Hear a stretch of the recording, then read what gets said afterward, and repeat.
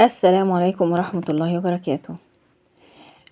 مننا ناس كتير بتكلميها على معلومة تقولك ما انا عارفة، معروف، هي اللي تقول معروف ان الشيء الفلاني بيعمل الحاجة الفلانية، معروف ان أنا لو عملت كذا هوصل لكذا. مثال، معروف، تقولك كده معروف ان الغضبان او المتضايق او المخنوق يروح يتوضى، وخصوصا الغضبان، لان الغضب طاقة نارية والوضوء مية والماء بيطفئ الغضب، فتمام حلو. هي بتعمل كده فعلا؟ تفتكروا كام واحدة فينا فعلا في عز ما هي غضبانة بتروح تفتح الحنفية وتتوضى، بتعمل اللي عليها؟ فهي دي المشكلة بقى. ايه اللي بيفرق ناس بتوصل لنتائج وناس ما بتوصلش لنتائج؟ دول عارفين ودول عارفين، بس دول بيطبقوا ودول ما بيطبقوش.